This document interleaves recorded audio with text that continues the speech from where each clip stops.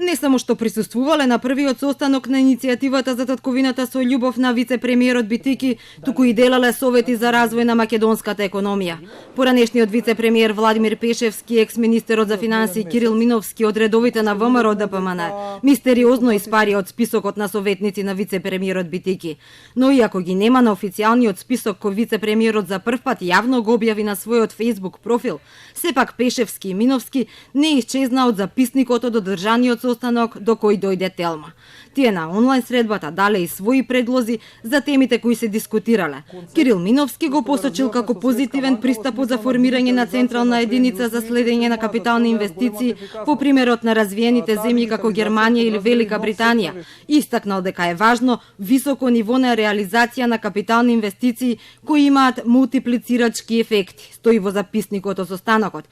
Миновски кажал и дека недостасуваат експерти за проектен менаџмент и дека во периодот кој следи ќе треба да се работи на развој на капацитетите за човечки ресурси за имплементација на проекти.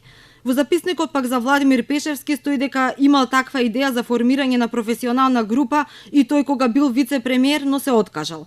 Рекол и дека ова тело не може да ги реши сите проблеми и предложил работата да се фокусира на одделни сегменти, но тие сегменти да се фатат здраво. Пешевски го искажа своето мислење работата на платформата и на поединците да не се експонира многу медиумски, а различните мислења помеѓу членовите на платформата да се дискутираат на заедничките состаноци, стои во записникот.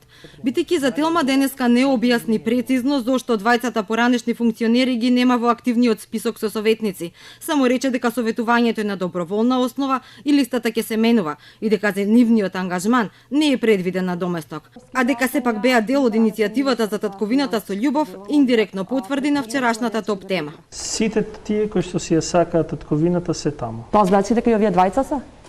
Па можам да кажам дека тие си ја сакаат татковината. Станува збор за поранешниот вице-премиер Пешевски и министерот за финансии поранешен Миновски. Покрај Пешевски Миновски во активните советници кои ги објави Битики се и Вела Самак, Виктор Мизо, тука се и професорите Маријан и Благица Петрески, Ванчо Узунов, Никола Поповски, Горан Рафајловски, Никица Мојсовска Блажеска, а на списокот како активен советник е и Љупчо Зиков. Дел од советниците не сакаа јавно да коментираат, освен Маријан Петрески кој за Телма кажа дека се до состанокот не знаел кој се ќе учествува. Го разбирам сензибилитетот на јавноста во однос на вклучувањето на одредени лица. Морам да кажам дека истите прашања ми се отворија и мене лично.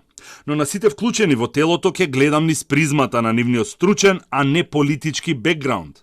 Веста дека поранешни функционери од ВМРО ДПМН го советуваат Битики предизвика жестоки реакции на социјалните мрежи. Дел од граѓаните иронично коментираа дека и Груевски ја сака Македонија и разбира економија, па може да му понудат некаква функција. А според информациите на Телма, имало и внатрепартиски реакции, пошто нивните имиња не се објавени на официјалниот список.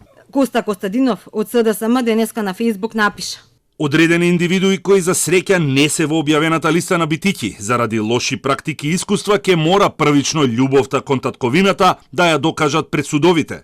Порано викаа режим, а испадна дека половина советодавен тим во владата се од режимот, каже и лидерот на ВМРО ДПМН Кристијан Мицкоски. Инаку Владимир Пешевски обвинет во случајот траекторија на поранешното специјално јавно обвинителство за наводно земање провизии за изградба на кинеските автопати. Проценките се дека буџетот е оштетен за 155 милиони евра. Предметот беше отворен по објавувањето на бомбите од страна на лидерот на СДСМ Зоран Заев, кој тогаш беше во опозиција, а владењето на Груевски го нарекуваше режим.